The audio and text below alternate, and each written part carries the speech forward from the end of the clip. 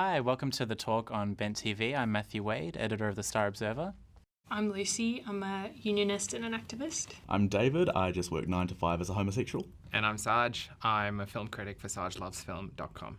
Here at the talk, we cover issues affecting LGBTI people, but particularly younger LGBTI people. And today I thought we'd talk a little bit about, advocacy around LGBTI rights, specifically beyond marriage equality, because as we've seen in previous months, people have really mobilised in support of marriage equality. There have been tens of thousands of people that have marched the streets in Sydney and Melbourne, and then thousands again in Adelaide and Brisbane, which has been amazing to see, as I'm sure you all agree. But I wonder going forward whether other issues that affect our community and still very much and are arguably more serious and quite harmful, do you think that going forward next year and into the future that we'll see the same kind of massive support that we've seen around marriage equality channeled into other issues? I would say no, and I think that's because this whole thing with marriage equality is just my opinion. I feel as if everyone knows someone.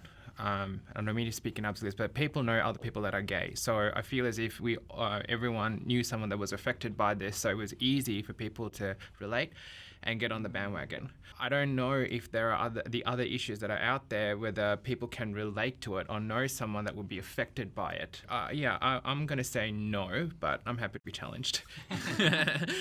Well, I probably agree largely with you. So I think that complacency is the huge issue, and people do get complacent when they don't have a human face to it. I mean, my personal greatest concern has always been refugee crises, Yes. Gay issues across different countries, and just a lot of people don't do a lot for it. I mean, there was the Chechnya protest, which was great, but part of me was, in the back of my mind, felt kind of sad because I felt a lot of people were there as this was other white homosexual people being persecuted, and I didn't see the same issue for Manus Island, for other refugees, other countries that has had long-standing issues. So I have probably been a little bit pessimistic about these chances, but I have slightly hopeful. Yeah. Lucy? Okay, I'll be more hopeful. I was at a rally on Friday afternoon where two men who are imprisoned on Manus Island spoke via phone to a big rally. There were about 600 of us, and congratulated us and all Australians on achieving, the postal survey outcome.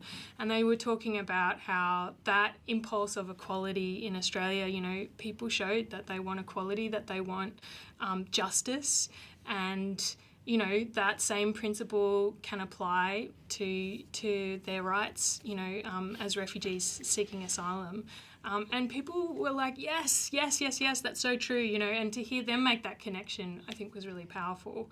So I'm hopeful, and I think equality and justice and these feelings of empowerment, they can be intoxicating, and they can be they can build momentum. So I don't think it's automatic, but I think everybody who had a yes poster in their shop front could also have a yes to refugees poster in their shop front too. It takes the kind of campaign that we did see mobilise, but we could do it. I guess touching on what David mentioned, I wonder if marriage equality is quite and this is, I don't know if this is the right thing to say, but like a comfortable or safe issue to champion, because it's something that straight people have been doing for a very long time. So when the debate was happening, allies and members of the LGBTI community quite safely and comfortably got together and championed it.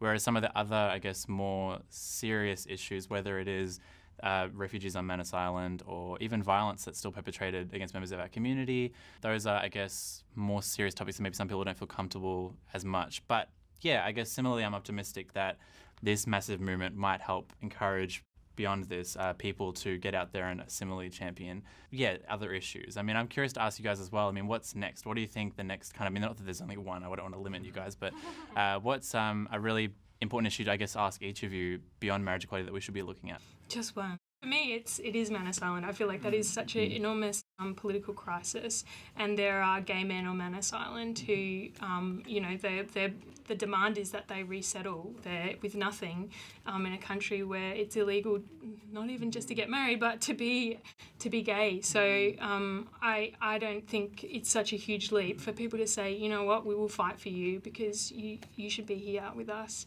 For me, that's important. David? Mine's definitely the same. Again, being from New Zealand, we have the new Prime Minister saying bringing 150 of the refugees over to New Zealand. Again, Australia's saying no, we're not going to even let you resettle them as given incentive. I think that's hugely damaging and scary. But I don't see the corporations going behind this as an ad, as a marketing principle, the same way that they've been doing as marriage equality. Well, yeah. So, I mean, if someone was to come back and say, cool, Telstra, let's say we want this done, it could possibly get the media spread and people maybe think about it, but it's not happening. I completely agree, and I think that will be another issue with the other stuff that we're talking about, getting corporations, getting their buy-in. Is it going to happen? I don't know. I mean, I think with this whole marriage equality thing that happened recently, I feel as if there were a lot of corporations, like I know Vodafone was one of them, where they said, "Oh, we support this whole thing," and I'm sure their customer base grew significantly because of that. And I don't know. I think we need sometimes the bigwigs to be able to, I guess, fund and more than support, but just rally for us. And with something like Manus Island, I don't know whether corporations would sort of go, "Yep, we'll." And do you think that hesitancy is because of, I guess marriage equality being something that's like quite a regular, non-threat? I mean, it's technically not really a threatening thing that people corporations are like, we can support this, but something that's a bit more serious, like, people facing persecution or trying to flee their home countries, that kind of stuff. Those big brands and stuff. They might consider it to be a risk. I think that's true, that they do see it as a risk, and it doesn't have the same corporate cover. But I think that the number of people who are so disaffected with corporate Australia and the elites in Australia is also a really strong power base, and that's something that LGBTI people can make an alliance with as well, because there's a lot of people who have just been outside of the political system, outside of representation, outside of being powerful. And, if we mobilise that in energy and anger, then and if we make common cause with it, then I think we can be really powerful. Yeah, this might sound a bit cynical, but I know that there are a lot of people that I noticed throughout the marriage equality campaign that I'd never really seen advocating for issues previously, that kind of came out and were like, we really want marriage equality. And most of them were like cisgendered white gay dudes. But I'm curious, beyond marriage equality, how do you think, because, I think as you were saying initially, this isn't something that necessarily directly affects them. So they might just think, marriage equality, we're happy to speak out about that. But everything else, we're comfortable just with having marriage equality. How do you think that we can encourage other members of our community who may be not inclined to get out and speak out about other issues? I guess, how can we mobilise them? I think that's a hard one. I don't know how to answer that. Is it similar to, I guess, Lucy was saying, maybe just kind of the motivation that people may have felt throughout this campaign might be able to help continue beyond this and fuel people to keep pushing for equality, even maybe those who maybe previously didn't?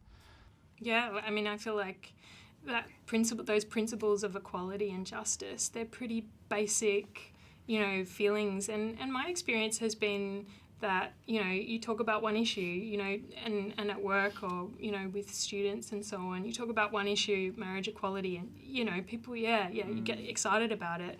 It's not such a big leap to say, okay, equality and justice for the next group of people. And like I was saying, I think there's a lot of disaffection in Australia at the moment. The LGBT community was just put through this horrendous survey, and a lot of people got hurt through it. And there are other, systems and, projects in Australia that are also hurting other people. So if we make the connection between them, I think we can make alliances that are really strong. And I think, it's definitely important for, people by and large to look at it through intersectional kind of a viewpoint, because I think a lot of people tend to, just kind of look at what affects them specifically without necessarily seeing, someone that maybe is a person of colour or somebody, they have very different set of experiences that maybe I have not experienced before. Thank you again for joining me today, and thank you for joining us on the talk at Bent TV.